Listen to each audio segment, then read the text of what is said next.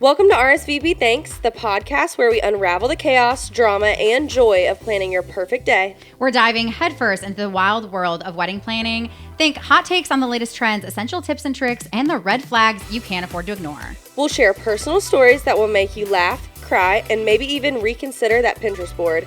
Plus, we'll be joined by industry-leading vendors who will spill their secrets and expertise to help you navigate every twist and turn. And don't forget our special hotline, your chance to call in with questions, dilemmas, and stories for us to discuss every episode. So whether you're a bride, groom, or just a wedding enthusiast, get ready for a roller coaster ride through the ups and downs of wedding planning. Let's dive in. Cheers. Cheers, girl.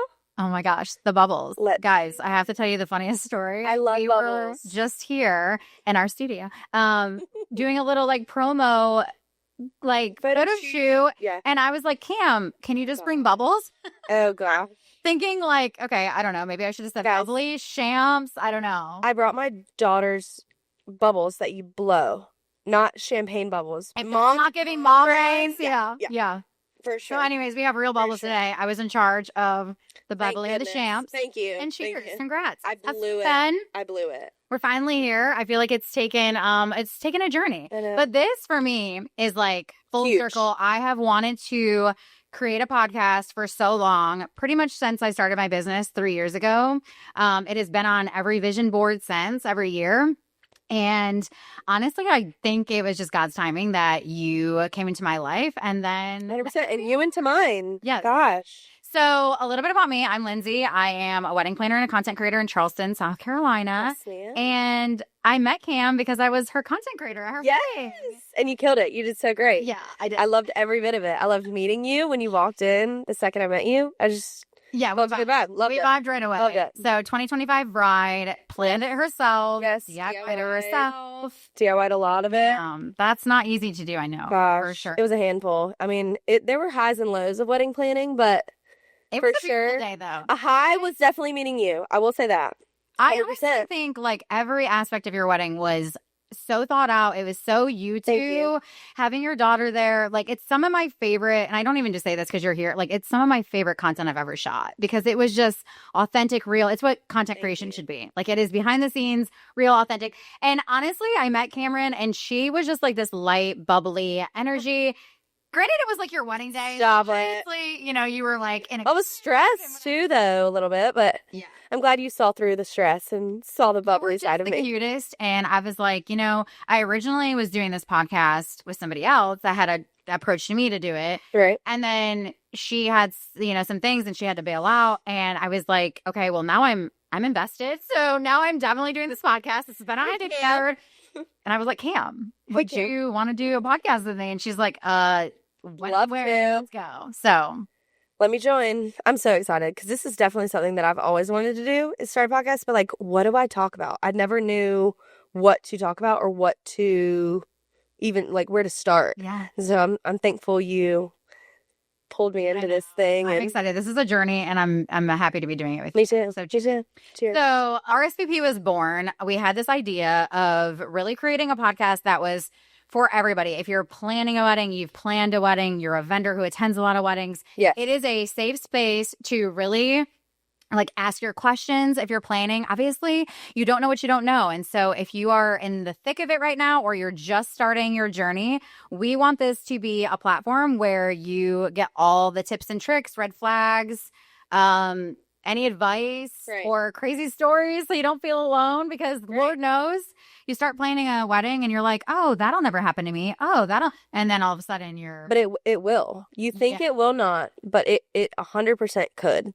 And so we also have a hotline as well. Yes. And you can call in, ask any questions, share any crazy stories you may have, but we may not be able to answer every question you have, but we can give you tips on how to deal with it or maybe even laugh with you. Well, we also are going to be bringing on, like we said in our intro, industry leaders. So we have florists, bakers, caterers, photographers, content creators. I wanted somebody that would be talking to the etiquette. You have a question about what do we put on our RSVP, or like how do we politely say no kids or no plus ones, all of those things. So we're bringing on like all the experts to answer all of your questions throughout the season. So super excited. And we're just really happy that you guys are tuning in. I mean, I know right now it's probably our husbands and our moms. Gosh, yes. Hey, just because you have hey, Mom. You have to. Hey, babe.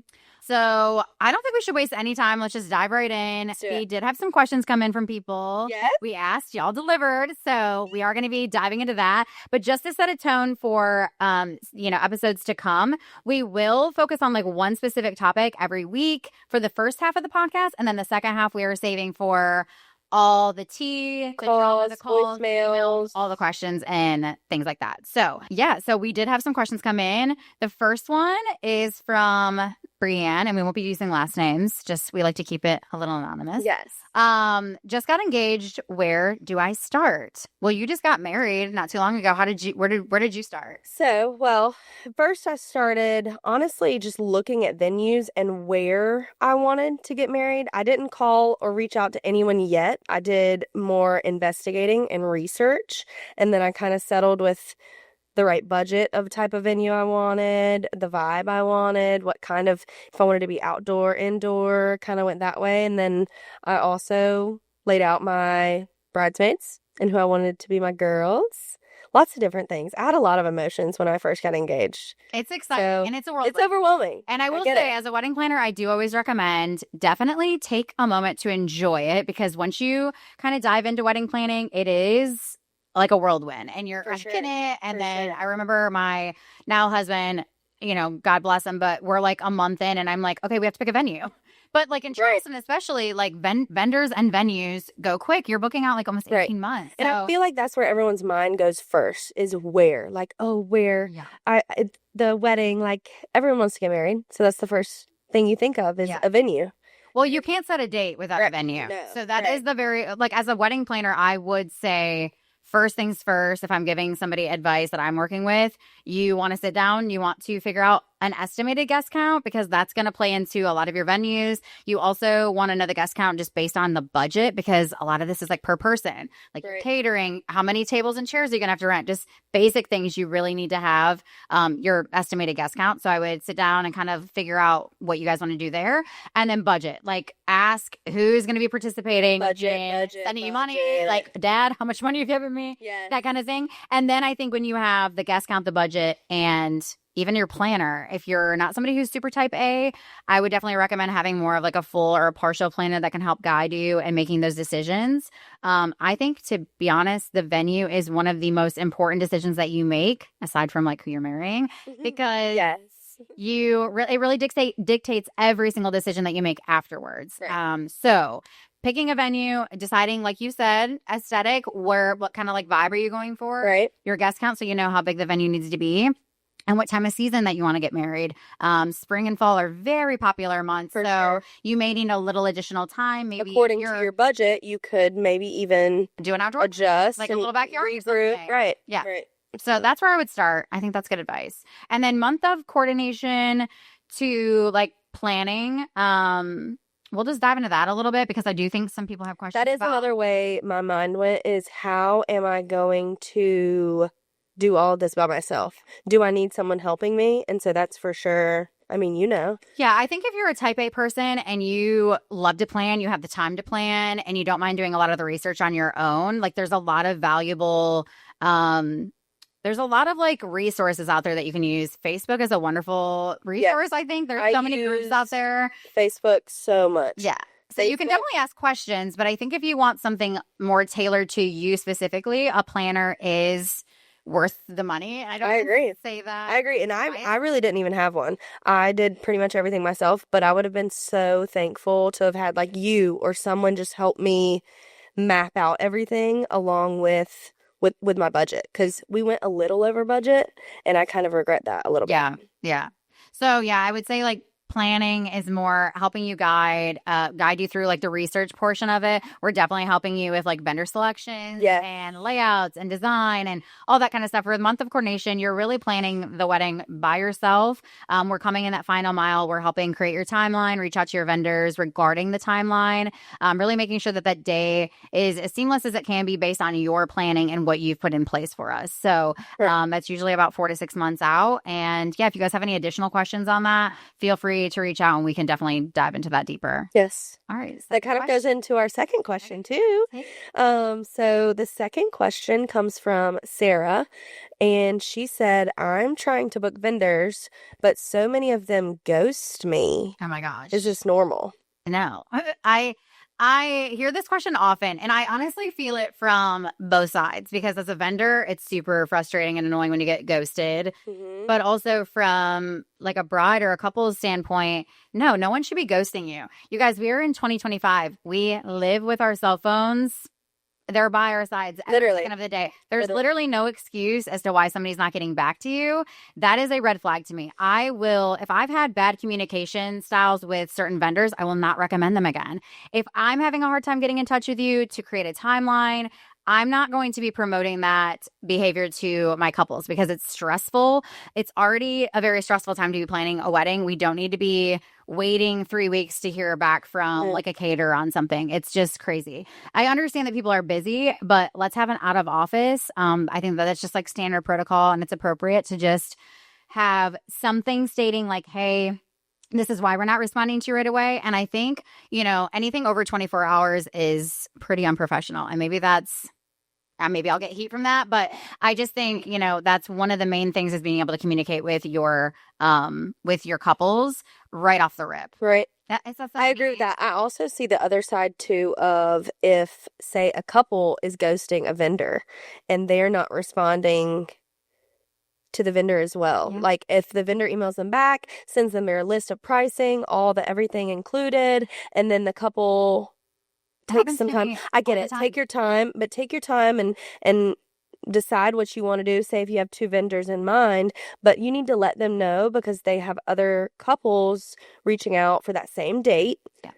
And I mean, I see the other side too. Yeah, no, 1,000%. As a vendor, it's a lot. I'll have people go onto my website. They have to inquire through my website. So they're looking at my pricing. They're looking at all the things that entail with booking me. They're inquiring, and then I'll respond back like, love to hear more about the vision, or let's set up a phone call, and then it's just ghost. Yeah. I don't really understand that. I do think on both ends, or more specifically, I can understand like you're inquiring with a lot of different vendors at one time. So maybe that's a little sensitive of me, but I had somebody reach out. We had correspondence back and forth together. We had a phone call scheduled, and my time is valuable. Everyone's time is valuable. I think that at the end of the day, that's the takeaway, is that just respect somebody's time and energy. If you're put on my calendar is booked. I'm busy. I have a lot of jobs. I'm doing a lot of things. So if I'm taking the time out to set up a phone call with you, if you can't make it, please, let a girl know beforehand.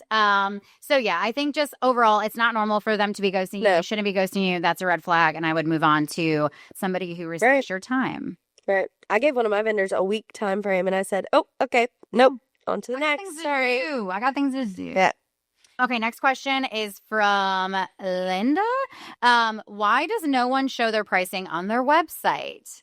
I could probably. You go ahead. Go ahead with this one. This is a tough one because I am a vendor. I would say that I totally understand where the couples are coming from because it's super frustrating. You're inquiring with all these people. You don't want to be wasting your time. You're doing so much research. You only have so much time in a day. So why are you even wanting to inquire with people who are way out of your price point or don't fit within like your budget or your vision kind of thing? So I also understand on the vendor point of view that you have like specific things that cost more. So in order to really tailor your package to the person, a lot of questions go into play. And I think that you really have to sit down and have like a consultation with them. A lot of vendors have free consultations. So it's just jumping on the phone call with them. But I will say this, I do think having a starting point or a starting price I love seeing that. Is huge. Something plus. Because every couple's different. Yeah. If your budget is $500, you're not reaching out to somebody who starts at $2,000. You are wasting your time. You're wasting your time and their time. So I think just having like a starting point at least guides the right clients in your direction. Correct. And it's just it's kind of just like an easier transition into like knowing who you want to go with. So you can kind of like break it, like if you're calling like 10 people and only 5 of them are within your budget, like that's super frustrating. I Right. can see that. I will say when I looked up websites and I saw, say I was looking for like $1,000 price range and someone was maybe 15 or 2,000, I kind of automatically marked them off, but I did keep them a little bit in my back pocket because I was thinking maybe we could save somewhere else and then use them. And then I can end up using them because that's someone that I really want. But I did like seeing that starting price point. And I don't think it like deters people away from you, because if they like you, Right. maybe they'll adjust their budget a little towards, other things. But at least having that start off, I Right. think, is important. And back to our question, I think vendors are trying to make sure that the couple knows that every couple is different. So Yeah, because I mean, at the end of the day, you really don't know somebody's vision, Right. especially with like I will say photographers. They're willing to adjust or tailor their packages to what you're wanting for the most part. So I think that's also, they just want to get in front of you, or they want to have a conversation with you to feel it out and see what they can do to work with you. I mean, Right. that's really, I think, what boils down to not having all the pricing on there. But I personally, I have pricing on my website. I think it just helps Oh yeah, you alleviate do. a That's lot right. of like additional questions, like what it's starting at, and then we can have a conversation as to like what additional costs would come into play based on your specific website. Right. And honestly, just email them. Shoot them an email. Feel them out. If they don't have their pricing listed anywhere on their website, Instagram, Facebook, shoot them an email. They'll respond to you, give you maybe a ballpark. And if it's out of your price range, email them back. Say, sorry, it's out of my budget. Thank you. Like, Yeah, there you go. Bada bing, bada boom. totally. I feel the same way. So this is from Catherine, and she said, "Hi, 2025 bride here. I put coastal cocktail as my wedding attire, and while it makes perfect sense in my head as to what that is, I'm getting a ton of text messages from guests being confused. Is there something I should do to better explain?" Mm. I wedding attire. You've been a Yes, wedding guest. I've been to plenty weddings. Sometimes I get confused. Wedding guests, right? They do, and I honestly hate the word cocktail attire. I do. I will say, coastal cocktail attire gives a little bit more of a vibe. Like, think beachy, coastal. Think beachy cocktail, but cocktail in general, gosh, I know. I really want to have somebody on the podcast that can talk specifically to Etiquette, etiquette of clothing and what each thing means, because it does get a little blurred. I mean, growing up, obviously, we knew black tie, formal, cocktail attire, and you can kind of guess just based on that. But even that gets a little blurry nowadays, and they all kind of just merge. They merge in because it starts with what? White tie, and then it goes black tie, and then formal, semi-formal, cocktail, casual, and it's like the list goes on. Yeah, for people different are getting attires. a lot more creative now, and they're wanting more of like a theme for their guests, which I love. But you just have to show them a little grace. And I always say, if you have a vision in mind, I would just show people, because otherwise you're getting a ton of questions. Pinterest board. If they text you, make a Pinterest board and send it to them. That is what a website is for. So even just putting like a couple of pictures or ideas or inspo, anything like that to help guide people, so that they aren't showing up to your wedding in Hawaiian shirts. Help assist you out. So that could go coastal. I mean, so don't think that, Catherine, do not let your plus one or whoever you're coming with come in a Hawaiian shirt. That's not coastal. Yeah. Don't think coastal cocktail that way. Joe's going to wear whatever he wants, because that's just Uncle Joe, but God bless him. Not that I have one or anything, but, we don't want jeans. We don't want Hawaiian shirts, that kind of thing. Right. So if you're saying garden whimsical, sometimes they can leave the it still leaves a little bit of a question, but to have that coastal or the garden whimsical listed into with the formal or cocktail attire, it helps guide their mind. So when it comes to coastal, think maybe flowy dress. Cocktail can be either midi, knee length, seersucker for your plus one. Or like a nice blue suit, maybe tailor. Sounds super cute. I mean, it sounds super cute. I love a coastal. I mean, anything beachy, but like elevated. It's just elevated, beachy. I mean, it makes sense to me, but I understand how some guests could be a little confused. So again, I think major takeaway is if you can provide more information and some inspo on the website, that's where people are like guided to go, for all the information regarding your wedding. So just maybe add that so that you're not having to answer the questions later on. Yes, Pinterest board. Make a Pinterest board for sure. But it does sound chic. I love that. Yes. Little cocktail. Are we excited to see? Can we come? Send us pics. Send us an RSVP and we will send it back. Next question is from Brittany. She goes, help, I am getting married in 2 months and cannot decide on a first look or not. Pros, cons, go. So we didn't do a first look. We did not do a first And I loved it.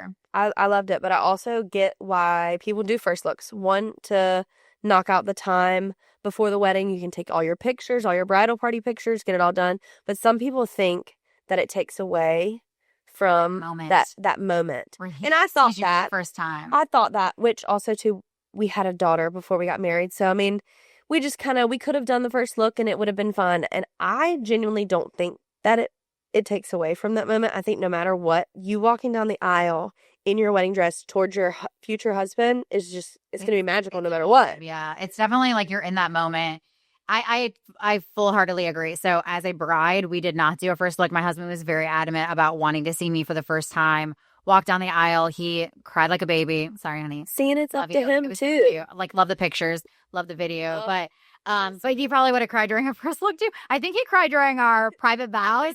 So like he's just a crier. And I think that's the takeaway. If your husband's a crier or your future husband's a crier, he's gonna cry at both. And I don't think it takes away from anything. Yeah. I will say as a vendor, as a content creator, I love a first look because instead of you having to jam pack all of your pictures into the cocktail hour, right, you have the ability to get all of your family photos, you and your husband, your wedding party, a lot of your like couple photos done and out of the way, and then you can enjoy your cocktail hour. You guys spent a whole year like planning this event, and you really don't get to enjoy the cocktail hour at all unless you do a first look. And we didn't either, and I do feel like we missed a little bit, but also too, it has its pros and cons. Yeah. The day goes by so quickly. It does. As much time as you can, like, just soak in, I do recommend it for that reason. But I can totally understand. I made every other decision that had to do with our wedding. So I gave it to him. And I was like, okay, honey, you win this one. Okay. We'll win. But I was like, I'm getting my golden hour.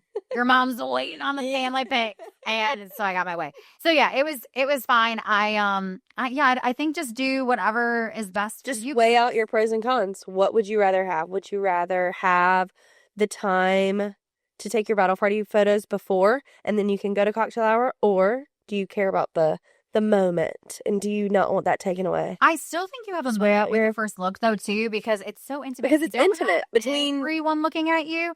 So, for all of the couples that maybe are a little more introverted and they don't like a lot, like I have some brides who are like, I'm so nervous, like walk down the aisle, like all the attention's on me, I just don't like that.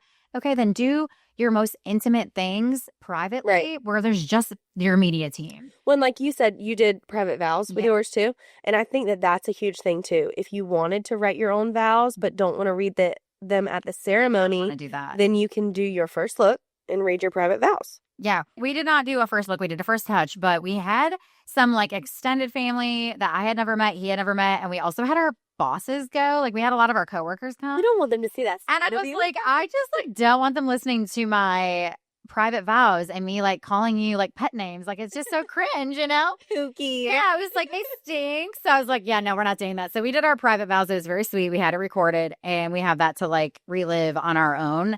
And then we just did a standard ceremony where I was like, all right, I do it. Bada bing, bada bing. And let's party. Yes. So that was like my main thing is I just wanted to like party and get all the photos that we wanted and just enjoy the moment. So yeah. Yep. I think it's different for everyone. That's our answer. I agree. You just weigh out your pros and cons. I don't know. Yeah. I mean, I like it either way. So whatever I agree. You guys choose. All right. Our next question.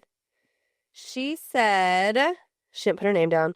Can you explain the difference between a month of coordinator and a day of planner? So I think what she means is there's a day of coordinator, there's a month of coordinator, and then there's planning services. We kind of touched on this already earlier on. A day of coordinator, honestly, I don't know why we even still are using that term. No one is coming in on your day. On your day and not speaking. And executing your vision. If somebody's saying that they can do that for $400, like run for the hills because it's the biggest day of your life. Do it. Don't do it. It's the biggest day of your life. So Please. you want to entrust somebody who has experience and knows what they're doing. So we'll talk about price points and red flags in another episode. But a day of coordinator, honestly, they're probably charging you what a month of coordinator would and calling it something different because they're still coming in for 4 weeks at minimum. I mean, you're creating a timeline. You're coordinating with all your vendors. You have to have a layout put in place. Like there's so many different elements that we need to know before we can even like start working on your timeline. And that's not happening on the day of your wedding. So No. day of coordinator, I'm out. I'm not a fan. I think that whole term just needs to be thrown in the garbage and done with. Month of coordinator, you're still coming in like 4 to 6 weeks out. And that is basically like we talked about earlier. It's your final mile. We're helping basically put together everything that you have planned thus far. We're not really taking over communications. I did have a bride that I think was a little bit confused about this recently, and I did have to explain that to her. Like, if you still have additional services that you're having to book, that is something that you would still be communicating with your vendors on. Anything that's transactional, you're still talking to your vendors. So we're not completely taking over all communication. But when it comes to any questions that they have as far as the day running smoothly, where to park, where to load in, when you have access, when the ceremony is, when the event is ending, do you need any rentals, anything like that, we're guiding them in that process. So month of coordinator is there to kind of take a little bit of the burden off of you so you're not answering those mundane questions leading up to the day. But everything is pretty much planned by you at that point. A planner, on the other hand, you can either do full planning or partial planning. Some of the bigger planners don't even offer partial planning anymore because they do so much work from the very first day that you're kind of starting that journey, that they really just offer like full service. But partial, it can vary depending on who the person is. But typically that's like 6 months out. Sometimes you can start right away, but it's less of those like in-person meetings. We're not making a lot of the decisions for you as a partial planner, but we're help guiding you. So it's more of like a handhold and full planning services. I would have loved to have had that. Full planning services, like we're planning your wedding. You've seen like the TikToks. I do have a question. Right. How do you fully plan a wedding? Do you ask them kind of their vision and then you just run with it? Yeah. That's so there's like mood boards that put in place. Like but a lot of these like luxury full planning companies they're interior designers. They're designers by art, so they really, really you can say a couple of things just like you would if you were getting your room redone. Like, I love these colors and this is like kind of my vibe. And then they run with it and they design something, beautiful. And that's why a lot of the TikToks that you'll see, these brides are like having a reveal of their space. They've never seen it all come together. Now you've seen like cool swatches and like mood boards and things like that. But it's a lot different when you like walk in and you see it for the first time kind of, in all of its glory. And planners too, even a partial planner or a full planner will make those small aspects come to life too. Because I know with mine, since I didn't have a planner or anything, I had to take on pretty much the mental burden of, all right, I need to make sure this is there, this is there, this is there. Yeah. This is being handled in this way. I'm sending out RSVPs. I'm addressing them. I'm stamping them. I'm everything. Having to wait till they all come back. I'm doing stationery myself. I'm and there's nothing wrong with that. But if you can afford a full-time planner, they do all of that stuff for you. That just wasn't in our budget, sadly. I wish we could have had. That's why they call it luxury wedding planning, because it is a luxury to have that. But it's super nice. So I do always kind of guide my brides if they are somebody who's saying, I'm super busy, I don't have a lot of time, I don't know where to start. I always say at least partial planning, just so that you're not so overwhelmed. You're not missing the major things. But I do understand that budget is different for everybody. And it's, you can't always afford that. So month of coordination, at least so you have somebody running your day is key. You don't want to be stressing. You can literally bring it to the last day, but you want somebody to run your event so that you're just enjoying it. Because again, it goes by so quick and you really want to soak in all those memories and moments. So, pretty much what it comes down to is a day of coordinator is pretty much a month of coordinator, correct? Yeah. And then if you're wanting someone just to kind of hold your hand and guide you and you book your vendors and kind of decide on who you want. But we're recommending vendors and we're helping give. You have the advice of planning. Yes, you have the advice of your partial planner.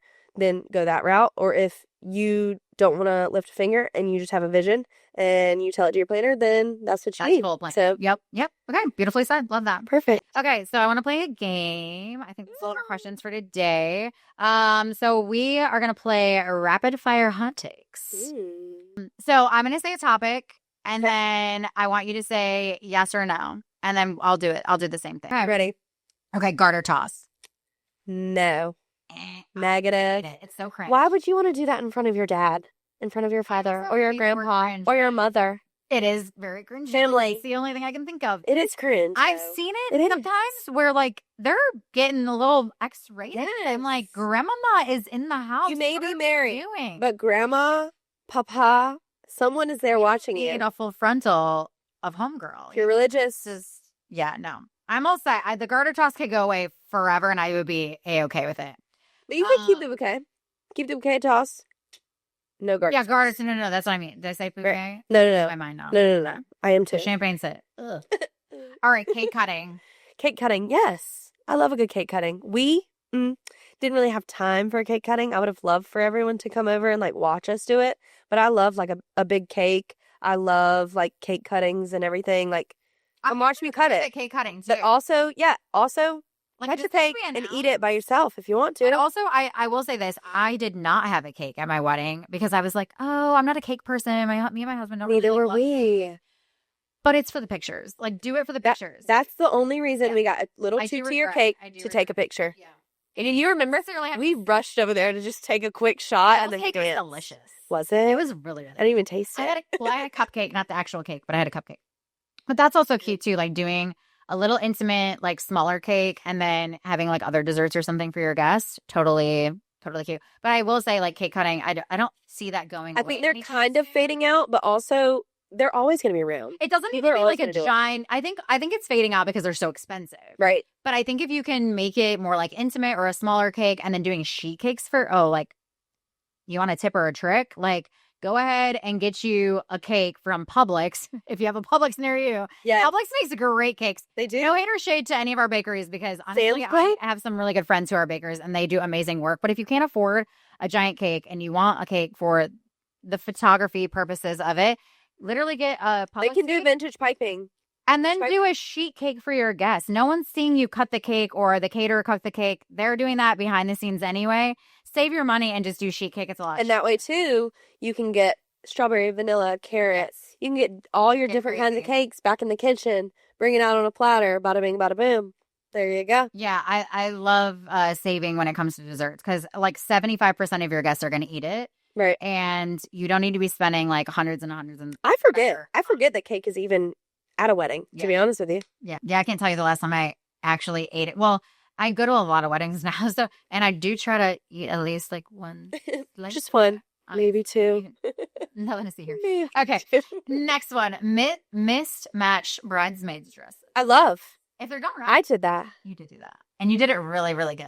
Stop it. They look Stop it. phenomenal. I loved it. But it has to be done right. It has to. You have to give them a vision board. You have to give them the shades that you want them to wear. We did purples and greens. I loved it. And then they sent me maybe their favorite one or two, and I said yes or no. Okay. And luckily, pretty much all my bridesmaids picked their own dress, picked their own color. I kind of guided one or two of them like in the right direction of what they wanted, and I mean, it turned out great. Yours looked really, really good. Thank I you. actually did a reel on it, and like a lot of people have. Thank you. I know I had a TikTok go viral about it. Yes, you did. I loved it. Of my content. Love your content. Book me now. Booking in 2026. Another Let's content look. creator. A second dress. Love. I know you love that. I love it. I love it. I had a statement. But- Second dress. Get a cheap one. Don't splurge on a wedding dress and a second dress. Splurge. Oh, okay. We'll splurge. You don't Splurge. have to. No. For Splurge. sure. Some people don't even. I mean, some people don't have the budget to Right. even have a second dress. If it's not in you your do not budget. need a second dress. You're spending so much money on your actual dress. It's actually sickening how many hours you're in that thing. It's not even like a full day. Right. It's like hours. Get a cheap wedding dress and then splurge on the second dress. No, I'm Honestly, kidding. I couldn't wait to get in my second dress. Me either. Mine was so comfy. Yours was short, right? Mine was short, and honestly, poofy. it was dramatic. It because was. She was going in and resewing that thing like 2 days prior to my wedding day. But it was so worth it. Like, I had the gloves, I had the glasses. I bet you were was the whole so vibe. cute. That was a vibe. My bride this past weekend had like one that was like very sparkly and it had like, I don't know, it was heavy. I think I like, saw it was like yes. heavy. And she had like, it was the sound effect like you want. It was giving Beyonce. Okay. It was so good. And I love the second dress because honestly, you just feel more free. You can dance. You can just, it kind of tells you like, okay, we're taking this party to the next level. Right. It's coming with me. And sometimes in your wedding dress, if your dress is bustled, the bustle sometimes doesn't last. No. They pop off. Or your dress is still long. It's weighted. But again, if you can't afford it, we're not second dress, do it. We're not like forced, Fully recommend. But I fully recommend do it. Too. Yes. Kenny, Okay. it's up to you. You're probably gonna have different opinions of this than I do, but kids. We didn't have kids at our wedding. Well, you had your own. Aside from Harper, the one and only flower girl. Your baby. We didn't have kids at our wedding. So cute. Thank you. She's a mess. I did not want children at my wedding. Mostly, I think my reasoning for it was I was spending so much money on a videographer and I just like didn't want babies crying throughout my ceremony. No, right. And I was probably like a little bit dramatic and bridezilla. I mean, if you ask my husband's whole entire side, it was a feud. Like it started fights because it was like, I don't want children at my wedding. We did opt for just so his brother's 4 kids went, and that was lovely. Like they were in our wedding. Right. They were in our ceremony. They were, only a few of them were like really little at the time. So there wasn't really any tears or anything like that. And then I think that they stayed through cocktail hour, ate, and then they left. Mm-hmm. So that was not an issue to what my brain literally was going like, baby's crying in my ceremony. Yes. I'm going to be rewatching my video and I'm going to. You don't want that.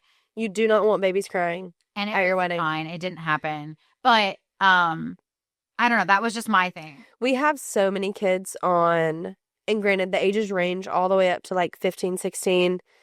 But granted, that's not really a kid at that point too. But right. There's all different age ranges on my side and my husband's side. And so I just kind of said no to everyone except Harper because I wanted Harper to be the center of attention, selfishly. But it's your wedding. And so be selfish. She was. It was her wedding. What am I talking about? It's her wedding, not my wedding. She stole the show with her little shake your booty. Shake your booty. I will have to go and watch that video. She's a doll. Like she is an absolute doll. But I understand. Like it's different for everybody. It depends on like how close you are with your family. If you're having a big wedding, yeah, you can have the kids because it might drown out the noise. I don't know. Yeah, it's tough. But if it's smaller, but there are polite ways to say no children. And again, we will have, I think, an etiquette coach. I do think I've seen a lot of people do this. If you have children come to your wedding, you can have like a little coloring station. Yeah. Or somebody come and like pay for people to again, though, watch the kids. Like what's in your budget? Right. What can you do so that kids are. Also, it's more mouths to feed. Yes, that is another head count. They do have a discount. They're not as expensive, but it's still per plate. And it's, it's a chair. It's a, extra table. So, all right. Plus ones. Oh, that's a tough one.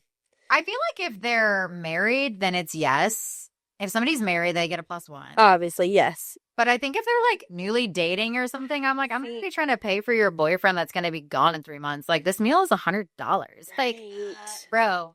We kind of had a rule. Back and sit in the back, but like, I'm not feeding you. We kind of allowed everyone, even if you were like single, we kind of allowed a plus one. But we also had only a head count of like 150 to 200. Yeah. And so we already had 150 guests coming. And so then we just kind of gave the, 15 single people a plus one. And they didn't end up bringing anyone. Yeah. So I don't know. Yeah, it's tough.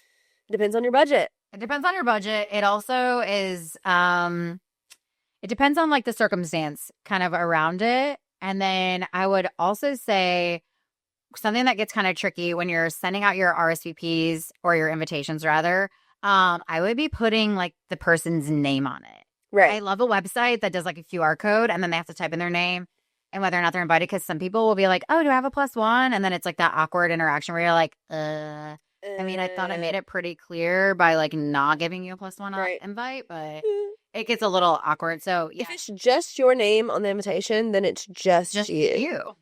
You don't get a plus one. Sorry. Sense. Sorry, not sorry. All right. And DIY. Love. Yes. You were the DIY queen. Oh, I loved it. I bought a Cricut. Yes, I bought a Cricut for $90 on Facebook Marketplace. Can we get sponsored Cricut? Hey, Cricut. Love you, Cricut. Oh my gosh. Yeah, Hey, you had also good DIY. DIY brides. Anybody hit me up? Yeah, you were the DIY queen for sure. I will say DIY if it's done right. Right. Because sometimes it's gaudy. Go get that good fabric. Iron you on some wordage, some vinyl. Hang it as your sign. Like, do it the right way. You could probably get creative too. Like, if you don't have a huge budget, you can still have an elevated look. I always tell people, like, maybe don't go as crazy with florals. Or if you're more wanting, like, faux florals, I'm just not a fan of faux florals. Like, unless they're done really, really well. Like, I have seen some girls who just are very creative. They're very handy. They can make a bouquet look real. I have not really loved, but I will say, like, if you can splurge at least for real flowers for your bouquet, it's in like a lot of photos that you take throughout the day. That's where I would put the money towards. Centerpieces, honestly, I'm good with no flowers. I think you could do bud vases. I agree. Minimal florals. I think a candle can elevate a look so much. I'm loving the lamps candles that are like lamps. We did lamps at our. There's a way to make it romantic and feel elegant without spending a ton of money on flowers. But shout out to my florist. Love you guys. Yeah, things that you do. I do love flowers. But if you don't have the budget for it, I think like DIYing certain things. I've seen some amazing DIY'd like seating charts, escort tables, like that. And that's what I DIY'd is like the signage, mainly the signage. You can get it off of Etsy, and that's the people with the Cricut that you pretty much buy it from. If you're like a little bit creative and you are working with a tighter budget, like I just go for it. Invest in a Cricut and like do it. Like TikToks, I don't regret YouTubes, like you can find so much. Because I'm using my Cricut even now. I know. Like to this day, I love it. Cricut. All right, skipping a videographer. Oh, see, we skipped a videographer, but we did a content creator. And I think if a videographer is in your budget, go for it. Videographer, do it. But also get a content creator. Content creator, content creator, content creator. You will not regret it because you get raw. Say that. No, I swear. Scouts honor. Scouts honor. How do you do it? Scouts honor. I wasn't a Girl Scout. Neither was I. But she's not paying me to say this. I love, just ignore she's here. Yeah, it doesn't have to be me, but I love the fact that I had a content creator. I got all the raw videos. I got reels on Instagram, TikTok. I literally got everything that I wanted from her and that I expected. Like, it was perfect. Yeah. And I don't regret not having a videographer. So I will say this, as like a person in the media team, I am for a videographer if it is within your budget for sure. I think that's the biggest thing. If it's in your budget, get a videographer. If it comes down to, but we just didn't have. You want the video. So like then I would go for a content creator for sure, because then you at least, here's my thing. And we just talked about the bride that I had last weekend and her grandmother passing. Mm-hmm. When people are no longer here, the main thing that you wish you had is like their mannerisms and their voices. I have so many voicemails of my mom and dad leaving me. I'm going to like cry. Like, I want to hear their voice when they're no longer here. That is what a video does for you on the biggest day of your life. Right. So having a video in any regard, if you can't afford even a content creator, okay, get somebody that you designate to like carry their phone around and like people around. But here's the thing. People are so busy on wedding day. Your bridesmaids have their own tasks. Your friends have their own things going on. So that's where a content creator is really special, because we're like your built-in best friend, where we come in, we are like behind the scenes enough to where we're not like all up in your business, but we're kind of like an added like person that day to help like when you work right beside the photographer pretty much. Yep. And the videographer if you have both. And the videographer if you have both. My thing that I loved, and some people will disagree with me, but with a videographer, you get big cameras, big productions, big lights. And I didn't necessarily want that. I wanted it more low key. And Lindsey walked around with her phone, tripod. She has a drone. Like, it's very discreet and lower key. Yeah. You were still there and still very present. Like, I could tell when she was there, and I'd look at the camera like, oh, I know. I knew when she were there. But I just loved that it was more low key too. So I think just like final takeaway on videographers, I don't think they're going away anytime soon, as they shouldn't. They bring such an amazing element to your wedding. It is elevated videography. It is cinematic. It is just like, And the if ways you're wanting that cinematic feel for your wedding day, and you're wanting a longer video that is, I mean, here's the thing. We're shooting on an iPhone as a content creator. It's great quality. The newest iPhones, like, they bring very crisp. If you're hiring somebody who knows what they're doing, we're getting good lighting. We're getting good angles. We know kind of like what we're editing to, our shots. We're sitting down with you. We're putting together a content plan. So it's not like we're just showing up at the phone and hoping for the best. There is a lot of professionalism that goes into that, and there's a lot of skill and talent. it is. But we don't have a DSLR camera, so if you're wanting that crisp, like, cinematic feel, like, you do. And the way that things are edited nowadays, I've seen so many wedding videos that are edited so cutely. Like, so good. I love it. Yeah. So if it's in your budget, do it 100%. Yeah, if it's in your budget, I would do a photographer, a videographer, and a I'm on the fence. because you can get it all, really, right, for that. Okay, I think we have time for maybe one more. Signature cocktails. So I feel like if it's done.